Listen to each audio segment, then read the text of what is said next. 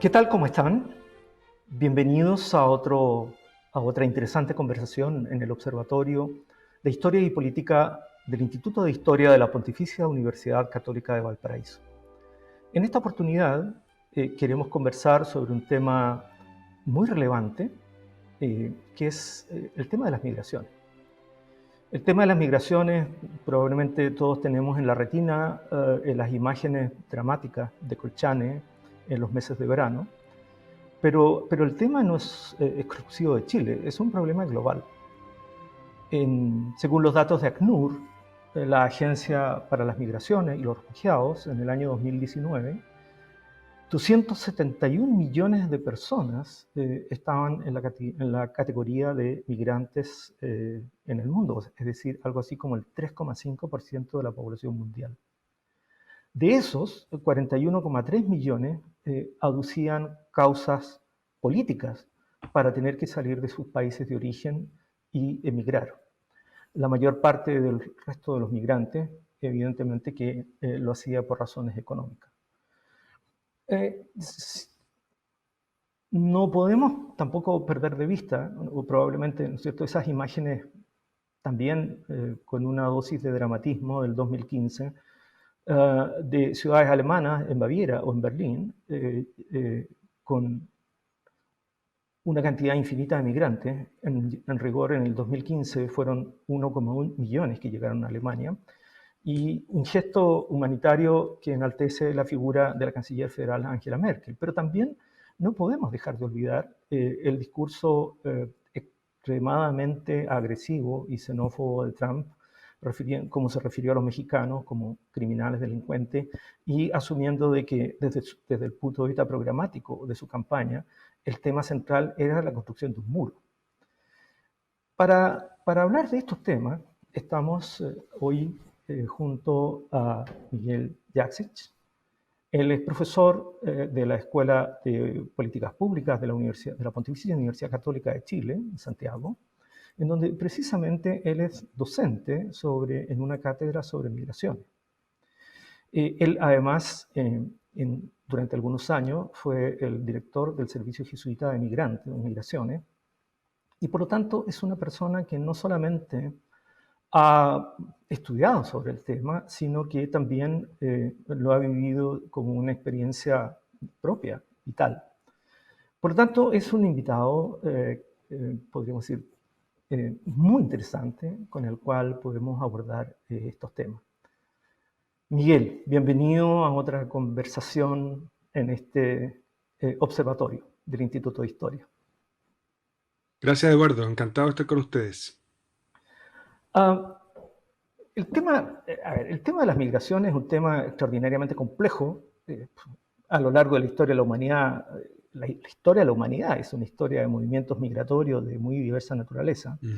En Chile tenemos como el prurito, la sensación de que somos un país de migrantes, porque claro, pensamos en la migración de los alemanes en el sur de Chile, que constituyó, estructuró, le dio fisonomía hasta el día de hoy a esa región, o de los italianos, ¿no es cierto?, que particularmente, y los españoles, que particularmente en Valparaíso han sido muy importantes, o los alemanes, y también, ¿no es cierto?, de esa inmigración del Medio Oriente, palestinos, sirios, libaneses, que también ha marcado ciertos sectores de Santiago de una manera muy particular. Después de eso, en el 90, la primera oleada migratoria que tuvimos fue de inmigrantes peruanos en un contexto de crisis muy fuerte en Perú. Violencia, Sendero Luminoso, una crisis económica extraordinariamente profunda con una inflación brutal. Pero probablemente nadie hoy en día asume que la colonia peruana es algo así como el ícono de la migración. La migración probablemente se transformó en un referente, en un dato para la vida cotidiana de las personas en cualquier ciudad grande de Chile, con la inmigración de haitianos y posteriormente con la inmigración de los venezolanos. Hay un dato adicional.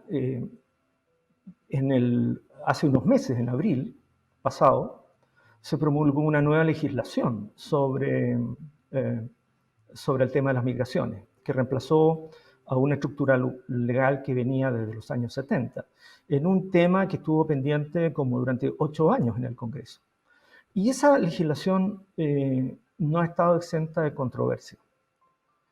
En tu opinión, ¿cuáles serían como las ventajas o los problemas que esta nueva legislación sobre migración en Chile ha generado? Mira, como tú decías muy bien, esta ley estuvo 8 años en el Parlamento, fueron 3 proyectos de ley, 2 del presidente Piñera, uno de la presidenta Bachelet, que finalmente fue promulgada y publicada en el Diario Oficial ahora hace poquito y que va a entrar en vigor junto cuando se dicta el reglamento de la ley. Y el reglamento está, dicen que viene avanzado, hay un plazo de hasta un año, desde que se publica la ley hasta que se dicta el reglamento para que la ley entre en vigor. Y hemos estado, como tú decías, regidos por el decreto ley 1094 del 75, una legislación que evidentemente no era capaz de responder a los desafíos que estaba provocando la migración hoy día en el país. Y yo te diría que algunos cambios fundamentales son, uno, es que hay una mejor perspectiva de derechos en en esta nueva ley. Ya no entiende la migración como una amenaza como fue para el decreto ley 1094, que había sido una norma elaborada en el contexto de la seguridad interior del Estado, que es una doctrina que ya no es parte de la conversación normal que tenemos en Chile. Pero sobre todo un cambio fundamental es que hasta ahora, cualquier persona que venga a Chile como turista, que haya entrado como turista con su carnet de identidad o su pasaporte, según de donde venga, podría haber cambiado de categoría migratoria dentro del país. Estando dentro de Chile, haber postulado a la residencia temporaria y después a la permanencia definitiva por la vía del trabajo, fundamentalmente, no por un contrato de trabajo. Y por la vía de otras razones como tener un vínculo con un chileno, tener un tratamiento médico, estar embarazada, etcétera. Entonces, un primer cambio es que ahora cualquier persona que busque residir en Chile, por razones laborales o la que sea, tiene que ya venir con una visa consular, es decir, una visa tramitada en un consulado chileno fuera de Chile. Eh, y entonces viene ya directamente en situación regular, es decir, viene con sus papeles, sus documentos. Eso es una visa. Es importante que esas visas sí reconozcan que las personas vienen a Chile a buscar trabajo, ¿no? No vienen a Chile con un trabajo, salvo que sea un gerente de una multinacional. Las personas, digamos, comunes y corrientes vienen a Chile a buscar una oportunidad de trabajo. Pero tiene que ser una visa que les permita regularmente, es decir, con documentos, poder buscar trabajo. Esa es la primera cosa. Y después también la nueva ley crea un Servicio Nacional de Migraciones, que reemplaza al actual Departamento de Extranjería y Migraciones, que es un órgano de categoría de jerarquía baja, y el servicio es un órgano más robusto, con presupuesto propio, con patrimonio jurídico propio, y que además va a tener presencia en todas las regiones del país, ¿no? Y entonces es una institucionalidad mucho más adecuada para abordar los desafíos que presenta la migración. Y también la nueva ley de migraciones crea un Consejo Nacional de Política Migratoria, que es un consejo de ministros interministerial que busca o que debería buscar abordar integralmente la migración, no solamente como un asunto de gestión de la residencia, es decir, de permisos de entrada y de permanencia en Chile, sino también como un asunto de incorporación a la sociedad acogida, ¿no? Que es la sociedad de Chile. Mejora algunos plazos para personas algunos plazos como, judiciales para personas que desean reclamar ante la justicia cuando van a ser expulsadas. Eh, y sí, y a mi juicio, el problema que tiene más grande es que hay una cosa que la ley, a mi juicio, no entiende bien. Y es el siguiente, y es que las crisis de los países, las crisis políticas, sociales, ambientales, suelen producir migración, ¿no? Suelen emitir personas migrantes. La crisis venezolana, por ejemplo, que ya se habla de más de 6 millones de personas venezolanas viviendo fuera de Venezuela, que es más que todo lo que dejó la crisis siria. Es decir, es una crisis de dimensiones brutales, muy grande. Y esas personas que miren de Venezuela no pueden hacerlo de forma regular, con documentos, porque no pueden conseguir de su país documentos de antecedentes penales, o un pasaporte, o no tienen el dinero para ir a pedir una visa, o los consulados chilenos, peruanos, lo que sea, no tienen capacidad, a veces, o ni ganas, ni capacidades para absorber la demanda por visa. Y esas personas que ven que su vida está cada vez más amenazada, más precaria, hay persecución política, hay extrema pobreza, esas personas migran como pueden migrar. Y lo hacen a pie y lo hacen de forma irregular, ¿no? No tienen documentos. Esas personas Y todas esas personas vienen a Chile y hemos visto cómo, por ejemplo, este año que pasó, eh, eh, los ingresos por pasos no habilitados se han multiplicado hasta 16.000, que han sido las personas que hemos encontrado. Desde que se cierra la frontera en marzo del 2020 hasta diciembre del 2020, los ingresos por pasos no habilitados habían crecido a 16.000. Muchas de personas venezolanas, no personas que hayan querido burlar la ley, ni personas delincuentes, sino personas que están como eh, defendiendo angustiosamente su vida, ¿no? Y entonces ocurre, por ejemplo, con la nueva ley hay un artículo transitorio que establece un mecanismo de regularización extraordinario, pero solamente para personas que hayan entrado a Chile por pasos no habilitados antes del 2020, de marzo del 2020. Y todas las personas que hayan entrado a Chile por pasos no habilitados de marzo del 2020 en adelante, no hay solución para ellos. Entonces, ¿qué es lo que ocurre? Que nos guste o no nos guste, la irregularidad es un dato. Las personas migran igual. En todo el mundo, tengan o no tengan documentos, cuando están desesperadas. Y cuando eso ocurre, hay tres caminos. Los países de acogida tienen tres posibilidades. Uno, no hacen nada. Es decir, las personas siguen viviendo en situación irregular. Y la irregularidad es la causa de mayor exclusión de un migrante, ¿no? No puede acceder a una vivienda formal, a un trabajo formal. Eso es fuente de pobreza y también impacta negativamente en los empleos, en los salarios. Una segunda alternativa es que los estados expulsen, que es lo que ha venido haciendo este gobierno, y a veces con harto revuelo y con muchos medios, con mucha prensa, con mucha caricatura también, cuando las personas están disfrazadas de blanco y con chalecos amarillos reflectantes, personas que son expulsadas a veces sin debido proceso, sin que la justicia estudie la individualidad de cada caso. Entonces, entre esas personas que se expulsan, hay personas que son víctimas de tráfico, hay personas que son sujetos de protección internacional, por ejemplo, o hay personas que tienen familia en Chile. Entonces las expulsiones muchas veces vulneran derechos humanos, son muy caras y muy ineficientes, y generan relaciones malas con los países de los cuales las personas provienen. Y la tercera alternativa, que no está contemplada en la ley, pero que podría ser establecida por la vía administrativa, es la de mecanismos ordinarios permanentes de regularización migratoria para personas que están en Chile irregulares, típicamente por tres razones, ¿no? Por razones humanitarias, por arraigo familiar, o por arraigo laboral. Y a mi juicio, ese mecanismo, las leyes modernas del mundo lo contienen, ¿no? Esa posibilidad. Ajá. En las propias organizaciones de migrantes, en particular los venezolanos, que esta nueva legislación um, tiende a mantener el estatus de migrante, o sea, tiene más, las personas conforme a esta ley estarían probablemente mucho más tiempo en condición de migrante y tendrían menos posibilidades de salir de esa condición, transformándose en ciudadanos regulares en este país. Dada digamos, las condiciones que la ley establece, por ejemplo, de que el cambio de estatus deba ser realizado fuera de Chile y no dentro de Chile. ¿Es eso correcto?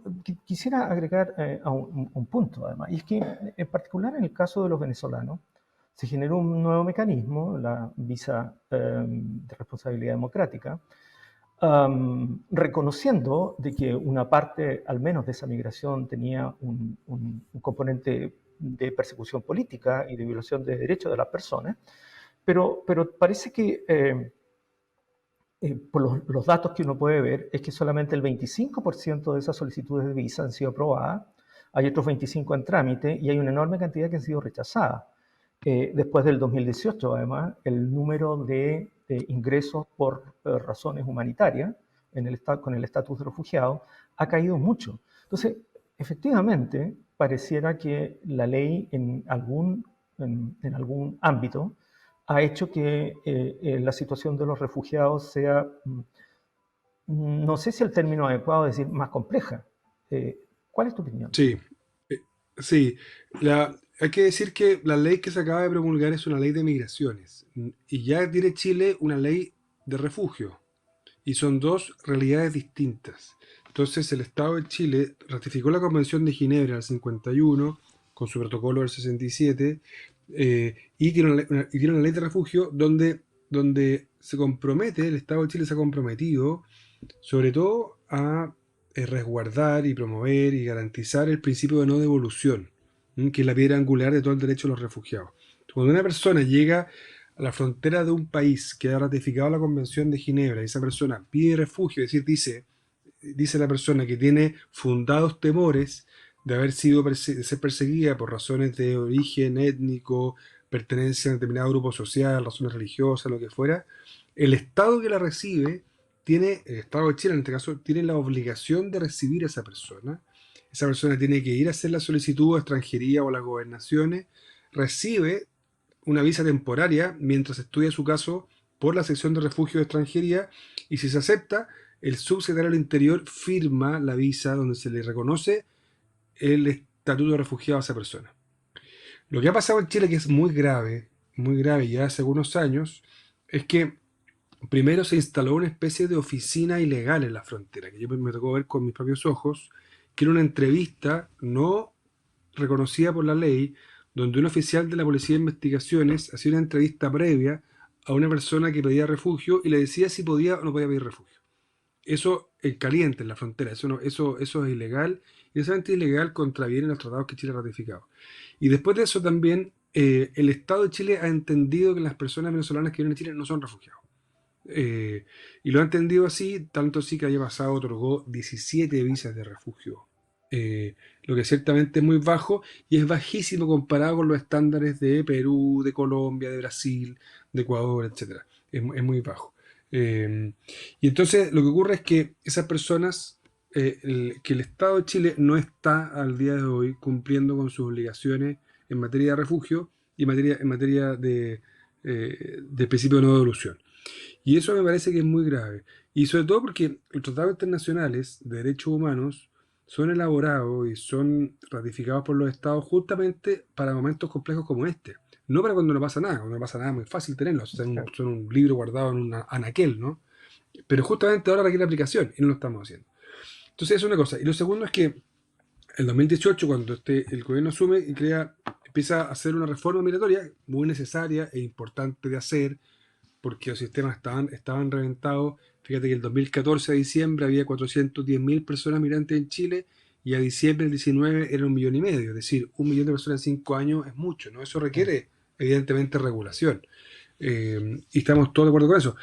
Eh, entonces se crea una visa para haitianos, una visa de turismo para haitianos. Chile le aplica visa de turismo al continente, a Cuba, República Dominicana y Haití, y eso frena la migración haitiana y crea una visa humanitaria para personas haitianas, con un número limitado, creo que son 10.000 niños, pero parece que no estaba el consulado chileno en Puerto Príncipe dotado de las capacidades para entregar la visa. Y crea además esta visa de responsabilidad democrática, evidentemente con una intencionalidad política, porque era justamente eh, para venezolanos, y visa que no funciona, que se entrega muy pocas visas, como tú decías, están muchas en revisión, otras no se entregan, y después se termina esta visa. Eh, y entonces tenemos flujos de personas de Venezuela a Chile que no tenemos cómo recibirlos desde el punto de vista como de la regularidad migratoria, y tenemos entonces un creciente número de personas venezolanas que están en situación irregular. Y eso es muy delicado, y lo vemos hoy día, todos estos días, que están siendo expulsadas, ¿no? Por aviones, por charters, están siendo expulsadas. Y a veces son personas que van a ser expulsadas sin que tengan tiempo para presentar un recurso, para que se estudie su caso, para que se vea la individualidad de su historia. Eh, y ahí, claro, entre algunos que se expulsan, ciertamente hay violación de derechos humanos.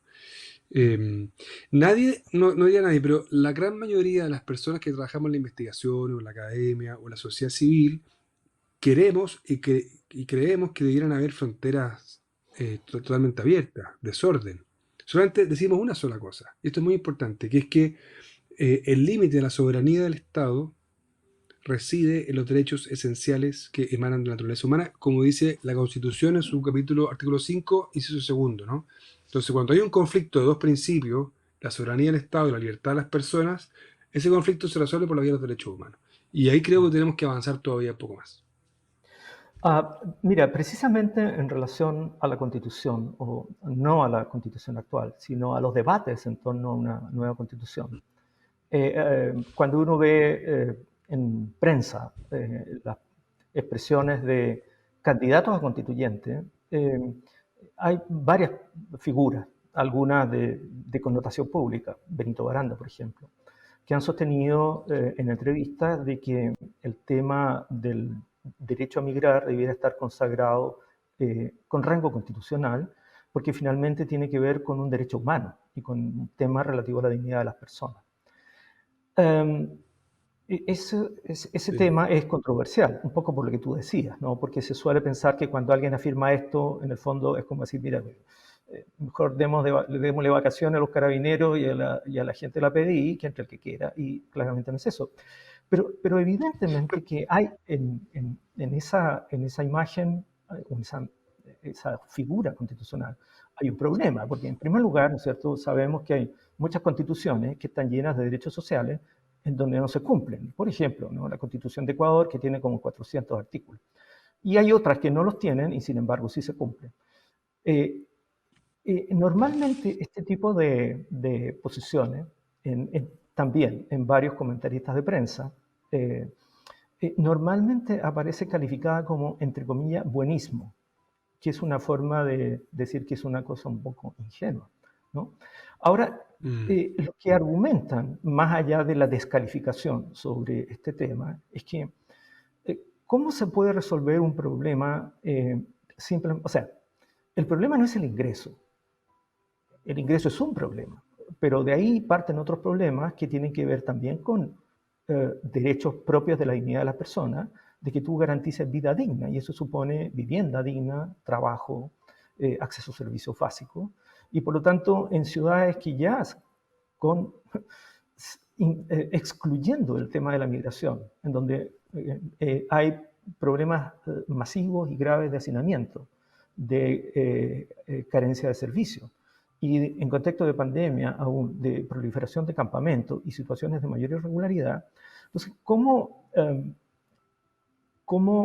abordar el tema de la migración en un contexto de carencias tan evidentes, no solo para los migrantes, o por lo menos para una parte de los migrantes, sino para buena parte de los chilenos, de sectores populares? Sí. Sí, tú tocas un tema central, que es que el conflicto. Yo creo que hoy día en el mundo de los conflictos, desafíos, diría más que conflictos, desafíos sociales más complejos que estamos abordando es la migración y el refugio en el mundo en general. Sobre todo la tensión que se produce, te decía recién, por la presión migratoria que imponen la realidad de algunos países sobre otros países, ¿no? Eh, y la tensión entre la soberanía de los estados versus la libertad de las personas. Y es una tensión fuerte. Entonces, primero es que yo no creo que en la Constitución tenga que aparecer el derecho a migrar. Y lo voy a decir así porque, aunque suene polémico, me parece maximalista. De hecho, en el derecho internacional de los derechos humanos, así tal cual, el derecho a migrar no aparece. Lo que aparece en la Declaración Universal de Derechos Humanos es que toda persona tiene derecho a salir del país en el cual es nacional, toda persona tiene derecho a volver a su país y toda persona tiene derecho a salir de un país cualquiera y tiene también derecho a moverse dentro del país. Pero en ninguna parte está que el Estado tiene la obligación de recibir a todas las personas que quieran llegar a él. Eso no aparece. Sí, lo que aparece, y esto es importante como distinguir, es el principio de no devolución, o sea, que un Estado ratificado de la Convención de Ginebra no puede devolver a una persona que pide refugio. Y luego aparece, por ejemplo, en el artículo 8 de la Convención Americana, eh, eh, aparece una ampliación de ese principio que dice, mire, cuando la vida de una persona se encuentra en peligro, se encuentra amenazada o su integridad física, los estados no la pueden devolver. Entonces lo que existe, más que el derecho a migrar, es el derecho a que las personas puedan desarrollar una vida fuera de peligro. Y si eso implica cruzar fronteras, bueno, tienen que poder hacerlo. Eso de todas maneras, y eso sí debería estar reconocido en la Constitución. Ahora, y eso va a quedar así. Ahora, la Constitución política lo que debería establecer, a mi juicio, es que los tratados internacionales de derechos humanos tienen o entran al derecho interno del Estado de Chile con un rango constitucional. Eso me parece fundamental. Eh, lo primero. Y después, entonces, yo no establecería como Benito Baranda el derecho a migrar, porque además hay que ser cuidadoso, porque si uno se pone maximalista, eso puede tener finalmente un impacto negativo sobre las personas migrantes también, porque como tú dices, en un país donde el 70% de las personas tiene un ingreso de 520.000 pesos o menos, como en Chile, las personas que consumen salud pública, educación pública, transporte público, sienten, con o sin razón, que las personas migrantes le hacen su vida más precaria todavía, ¿no? Se sienten amenazados por las personas migrantes. Eh, y entonces nosotros no queremos conflictos, ni más deterioro del tejido social, ni conflictos territoriales, comunitarios. Más bien queremos favorecer la integración. Y eso supone una migración que sea un poco más sostenible. Ahora, pero también es cierto que el otro día el presidente del gremio de los empresarios de la CPC dijo que Chile había bajado su ingreso como Estado, el PIB, y había bajado el ingreso de las personas desde que hay inmigración, ¿no? Fue rápidamente desmentido por sus colegas, porque lo que muestran las cifras, los datos, es que la migración expande el mercado laboral, genera más empleo, las personas pagan sus impuestos, pagan el IVA. eh, Fíjate que el presupuesto de extranjería del 2019 era de 4.200 millones. Y ese año extranjería recaudó por visas y por multas 32.000 millones de pesos. Entonces, que sean un costo para la economía tampoco es cierto, ¿no? Pero a mí me parece que esto hay que abordarlo con mucho cuidado porque el riesgo es que, como pasa en todo el mundo, los políticos transformen a los migrantes en el campo de batalla de sus aspiraciones y lo usen para un lado o para el otro. Eh, Mira, tú pusiste un dato hoy, sí, efectivamente, sobre las dimensiones económicas de la migración, pero yo quisiera que nos refiriéramos a eso. Hoy en la tercera apareció un artículo, los migrantes aportan medio punto porcentual al PIB. Y en general, en términos de generación para el Estado por la vía de impuestos, duplican lo que el Estado gasta en servicios para migrantes, por ejemplo, en salud pública, educación pública, etcétera, etcétera. Me gustaría que retomáramos este tema un poco más adelante, pero estábamos, creo, tú esbozaste un tema que yo creo que es muy interesante, que son las dimensiones, podríamos decir, socioculturales de los procesos de migración eh, que tienen en las distintas sociedades. En Alemania, la llegada de 1,1 millones de inmigrantes en el 2015 disparó el voto de la ultraderecha y un partido que se llama Alternativa für Deutschland, Alternativa para Alemania, que tenía como núcleo central el tema de la defensa de lo nacional, aumentó sustantivamente su participación electoral, pudiendo entrar al Congreso, al Parlamento Federal. Paradojalmente, el mayor aumento de Alternative für Deutschland es en las regiones de la antigua República Democrática. En Chile, cuando uno mira datos, se da cuenta de que un porcentaje muy alto, 70%, encuesta Bicentenario, piensa que hay demasiados migrantes y que un porcentaje muy alto, 40 y algo, piensa, 48 por ahí si mal no recuerdo, piensa de que es una situación que puede generar conflicto. Pero cuando le preguntan a las personas si ellos personalmente han tenido experiencias conflictivas con migrantes, entre el 80 y el 85% dice que no.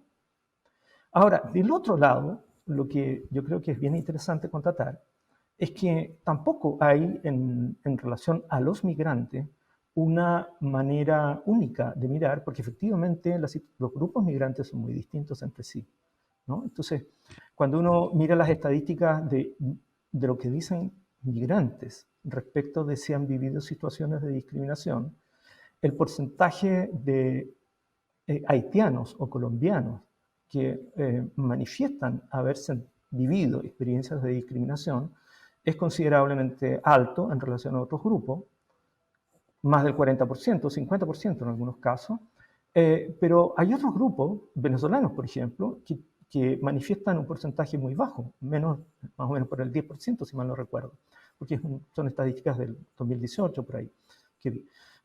Entonces, yo creo que también aquí hay un doble problema, ¿no? Es que de repente tendemos a ver el tema de los migrantes como un problema homogéneo en circunstancias de que la situación de los migrantes también puede ser muy diversa entre sí.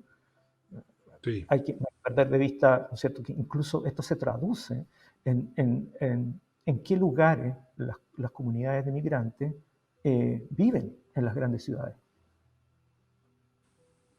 de acuerdo, sí.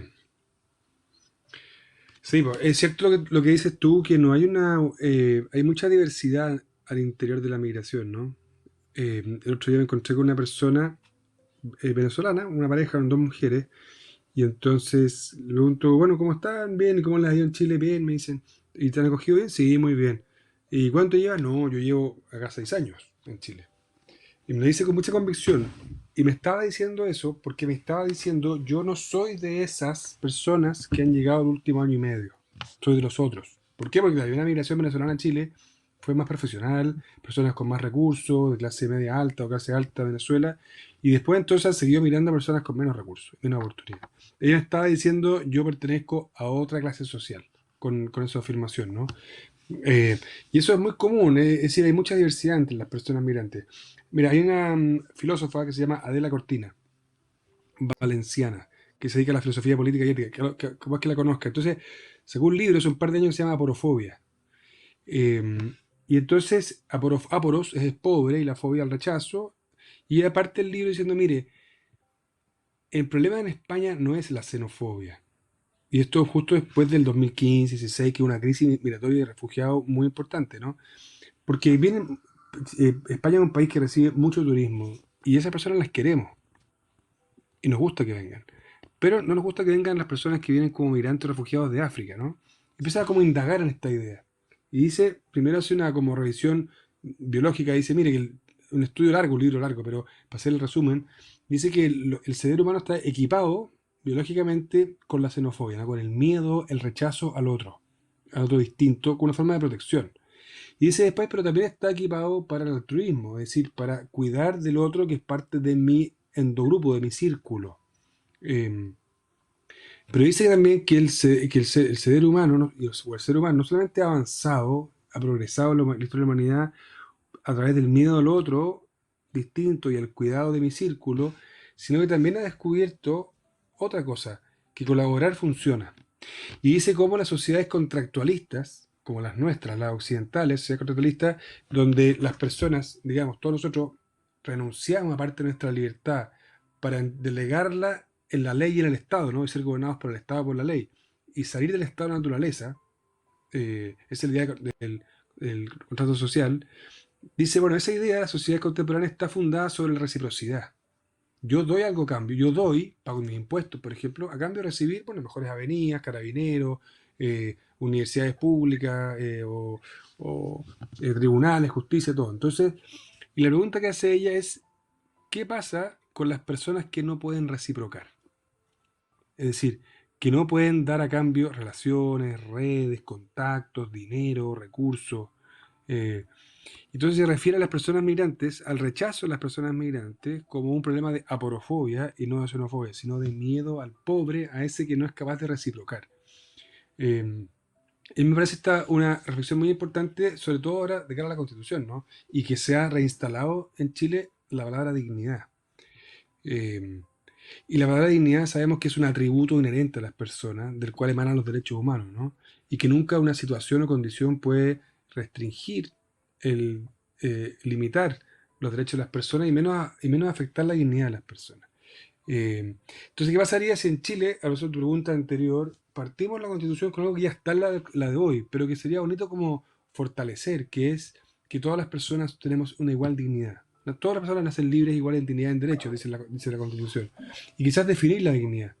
Y definir que no importa si eres extranjero o chileno, negro o blanco, rico o pobre, tienen discapacidad o no tienen discapacidad, nunca una situación o condición puede restringir tu dignidad ni tus derechos fundamentales, ¿no? Eh, y entonces, ¿vamos a construir sociedades solamente basadas en la reciprocidad o vamos a construir sociedades basadas en la dignidad de las personas? Y por eso yo creo que deberíamos avanzar hacia una constitución que asegure y garantice más los derechos sociales, justamente para garantizar la dignidad de las personas. Yo diría eso más que garantizar o reconocer en la constitución el derecho a migrar. Me parece que es mejor esto primero, es más universal. Eh, y además es recordar el principio de igualdad y no discriminación, ¿no? Me parece como que es una idea fundamental. Sobre todo por lo que tú decías al comienzo de tu pregunta, que es que creemos que hay migrantes de diversas categorías, más ricos, más pobres, más blancos, más negros, y que según de dónde vengas y cómo seas, va a ser mejor recibido o peor recibido. Y eso hay que combatirlo. Mm, sí. Eh, ahora, más allá de, podríamos decir, de la de la eventual discusión teórica. En tu experiencia con responsabilidad en el Servicio Jesuita de Migraciones, um, ¿cómo, ¿cómo mira el mundo popular en las grandes ciudades chilenas Mm, la presencia de migrantes? Eh, Sobre todo, un poco por lo que yo te preguntaba, en este mundo de mucha precariedad compartida, pero también en donde se construyen redes muy densas de solidaridad, porque la solidaridad es una estrategia de supervivencia, en el caso de los pobres también. Entonces, claro. ¿cuál es tu experiencia? Más en términos vitales que Mm. teóricos. Es una buena pregunta. Y la experiencia es diversa. Me tocó, por ejemplo, ver en México, eh, trabajando en México, estaba el tren La Bestia, ¿no? No sé si te acuerdas, un tren Sí, que partía sí, del sur de México y sí, cruzaba México hacia Estados Unidos y que las sí. personas se subían arriba de los techos. Las personas migrantes de Centroamérica, del Triángulo Norte y también eh, y también de México. Y tú lo que veías ahí era una solidaridad muy profunda de parte de mujeres y hombres, por ejemplo, mujeres de evangélicas, católicas, sobre todo de iglesias, que tenían todo un sistema de entrega de paquetes con comida y agua. Cuando pasaba el tren, se los entregaban. O sistemas de asilos y refugios en el camino, de albergues, quiero decir, todo el camino, y sistemas como de protección y toda gente sencilla que ha estado también como con un profundo compromiso de cuidado de otros. Eso lo ves en México, lo ves en Chile, en muchas partes. Y no algo que venga de los ricos, sino de las personas que comparten. Pero también pasa lo que te decía hace un rato, que es que en un país como el nuestro, que tiene una gran clase media y además precaria, que vive con el acogotamiento de las deudas, que vive en la angustia de no llegar a fin de mes, acrecentada por la pandemia, que vive con una salud pública donde hace la cola. Fíjate que la Junji tiene una priorización para que los niños entren al jardín infantil. Y uno de los criterios de priorización son niños, hijos de personas, niños extranjeros o chilenos, hijos de personas en situación irregular, migrantes. Entonces tú, imagínate, tuviste todo tu vida en la población, nacen tus hijos, los vas a meter al jardín infantil y está lleno de niños extranjeros. Eh, ¿Cuál es tu reacción frente a eso, no? Es una reacción de angustia, de rabia, de malestar, y que es legítima. Fíjate, o si tú antes vivías en una población y en la casa de al lado donde vivía una familia, vivían 10 familias, y que tienen una relación distinta con la música, con el baile, con la comida, y ocupan los espacios públicos. Bueno, eso genera conflicto social. Y uno no puede llegar y culpar, o si tú antes te subías, no sé, yo soy santiaguino, perdón el ejemplo, pero te subías en la Pintana en la micro y te bajabas en Las Condes, o te subías, no sé, en Limache al metro y te bajabas en Valparaíso, y por decir un ejemplo de usted, y alguien, y te ibas sentado todo el camino escuchando la radio, durmiendo, y ahora te vas a sentar allí en extranjero, evidentemente eso genera malestar en las personas. Y uno no puede despachar eso como racismo, ¿no? Eh, si uno no se ha sentido afectado. Ahí hay un trabajo profundo de entender que no basta con una política de migraciones que gestione la residencia, sino que se requiere una política integral, ¿no? Que lo aborde intersectorialmente y también que incluya el trabajo con los territorios, con las comunidades, con la inclusión, con la cohesión social. Eso es un trabajo profundo y no automático. Y es injusto, me parece, culpar a las personas que se sienten amenazadas, con o sin razón, de racistas. Eso me parece injusto. Eh, Ahora, yo no me atrevería también a decir que hay conflictos, no hay conflictos, depende de los lugares, unos más, otros menos, lugares con mayor tensión, otros con menos tensiones, lugares donde la integración funciona bien, otros en los que cuesta un poco más. Pienso que varía. Um, Permíteme retomar el tema de lo económico. Una de las cosas que normalmente aparece casi como un lugar común, a propósito de lo que estamos hablando, es que los extranjeros le quitan empleo a los chilenos, particularmente en los sectores populares. Pero esto no es un problema en Chile, ¿no? La expansión de movimientos populistas de derecha en Europa, en donde votantes históricos de izquierda del mundo obrero pasan rápidamente. Es el caso de Alemania también, con los grupos radicales de derecha como AfD, pero también en Francia, la Francia de los votantes de Le Pen, es precisamente esta idea de la amenaza, ¿no? De que aquellos que quedaron, por decirlo de alguna manera, no pudieron subirse al carro de la globalización, quedaron abajo, mano de obra con poca calificación, son desplazados por los obreros y además, perdón, son desplazados por los migrantes, en donde además los migrantes aparecen como usuarios excesivos de servicios públicos provistos por el Estado. Y eso genera tensión. No obstante, cuando uno mira los datos, al menos, por ejemplo, en respecto al caso de Chile, lo que queda claro es que en la expansión de la mano de obra desde grupos de migrantes no ha afectado a la mano de obra chilena, sino que más bien tiende a afectar a otros migrantes. Ya señalamos de que desde otro punto de vista, esta idea de que los migrantes se benefician gratuitamente de servicios del Estado es falsa, porque en términos de impuestos aportan mucho más de lo que reciben. Y además, ¿no es cierto?, fuera de que hay datos verificables. De mi antiguo profesor de economía en el posgrado de ILAE, José Ramos, que dice en un informe del servicio jesuita de que aportan 0,5 puntos PIB al año. Hay que pensar en lo que significa el ahorro para un país de una enorme cantidad de mano de obra calificada. No es igual en todos los grupos de inmigrantes, pero eso es muy evidente, por ejemplo, en el caso de los venezolanos, donde un porcentaje muy alto llega con educación superior completa, con posgrado incluso. Entonces, ¿a qué atribuyes tú a ver, bueno, uno podría decir, no hay ninguna razón para que la gente comience a leer y a informarse sobre estos temas, aunque los diarios a veces lo tocan. Por ejemplo, hoy apareció un artículo en La Tercera. Pero ¿por qué de repente nos quedamos con estas cosas un poco estentóreas y absurdas de dirigentes empresariales que dicen que los subsidios generan problemas y los inmigrantes también?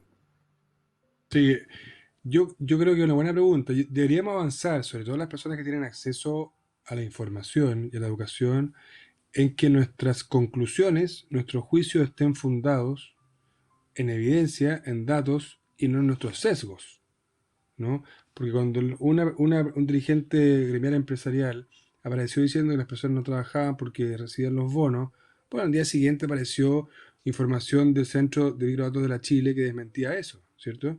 Y lo propio con el impacto de las personas migrantes en el trabajo. En todos los países del mundo, los más felices con la migración son los empresarios, que tienen fuerza laboral renovada, fuerza de trabajo que llega a lugares donde antes no había, fuerza laboral que... En el mundo de la agricultura, por ejemplo, ¿cuántas empresas no habrían podido seguir trabajando si no hubiese sido por migrantes que están trabajando en las cosechas como temporeros? Eh, entonces, y también esta idea de que hay ciertos trabajos que algunos chilenos están dejando de hacer y que donde hay espacio laboral, ¿no? Para eso. La clave está en que las personas estén regularizadas, porque regularizadas tienen que trabajar con un contrato y con un contrato se someten a las reglas del mercado y del Estado. Cuando regularizadas, bueno, y están desesperadas, están dispuestas a trabajar por lo que sea, y ahí sí, claro, eso impacta negativamente en el empleo y en el salario de un lugar. Eh, pero en general la evidencia muestra lo contrario. Eh, Ahora, el sentirnos amenazados por otros es una historia antigua, ¿no? Me han preguntado varias veces, por ejemplo, y una pregunta que es como absurda, pero es, bueno, ¿y no está acaso amenazada la identidad nacional con esto? ¿Con que lleguen 1,5 millones de migrantes? Entonces yo la pregunta se las devuelvo. ¿Y me podrías, por favor, describir cuál es la identidad nacional?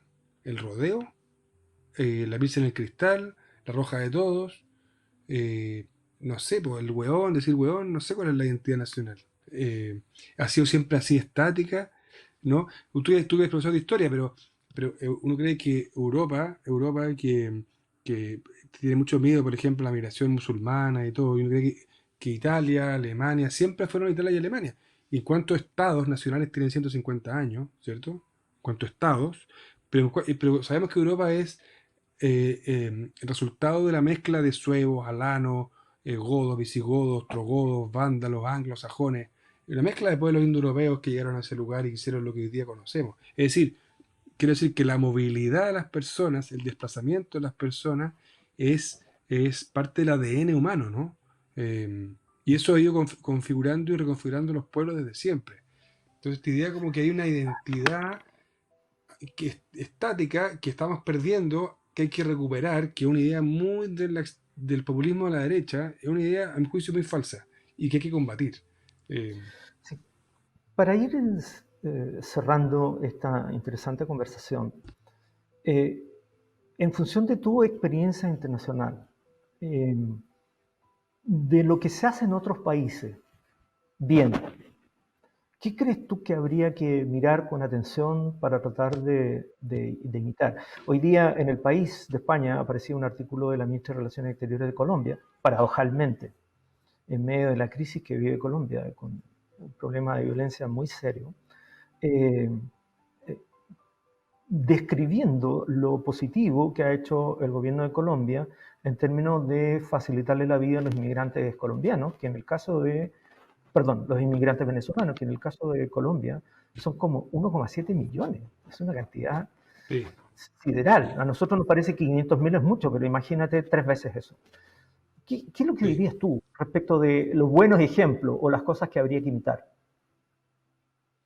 Es buena tu pregunta porque tu pregunta es buena porque tú preguntas por los buenos ejemplos. A mí esta pregunta me la han hecho a qué países hay que imitar. Y yo creo que no hay ninguno que haya funcionado bien. Sí hay buenas prácticas repartidas. En el caso, por ejemplo, de Colombia, Colombia hace un par de meses atrás, 1, 2, 3 meses atrás, no recuerdo bien, salió con un decreto para regularizar, ofrecer el estatuto de refugiado a 1 millón de personas por 10 años. Venezolanas, ¿lo viste? Que es un gobierno de derecha, pero es un ejemplo a la región de generosidad. Colombia lo hace también porque el conflicto armado colombiano, Sí. que el proceso va es reciente, dejó 6 millones de víctimas y montones de refugiados en Venezuela, en Ecuador, bueno, en Chile, en Panamá, en muchos países, ¿no? A mí me tocó el 2014 ir a ver campamentos de refugiados colombianos en Venezuela, en San Cristóbal, pasadas de Cúcuta a San Cristóbal. Todo eso se revirtió ahora. Bueno, hay una buena práctica, ¿no? En el gobierno colombiano que dice, aquí esto es una crisis de personas refugiadas y nosotros nos vamos a comprometer con las obligaciones que hemos ratificado como país. Eh, Otra buena práctica, como decía al comienzo, son las leyes de Estados Unidos, de España, de Alemania, de Argentina, de México, que saben que la irregularidad es un dato de la causa y entonces establecen mecanismos permanentes, ordinarios, para que las personas que están dentro del país se puedan regularizar.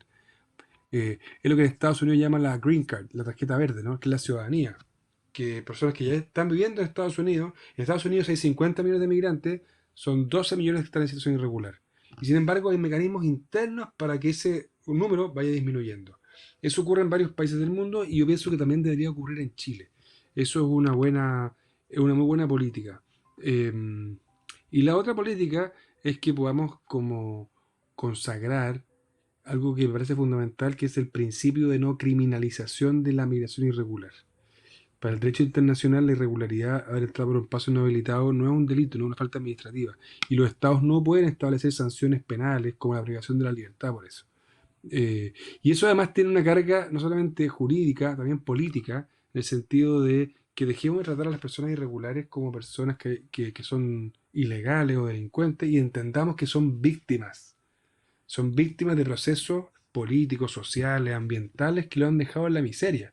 Y por eso son irregulares y por eso los estados deberían protegerlos y no excluirlos más.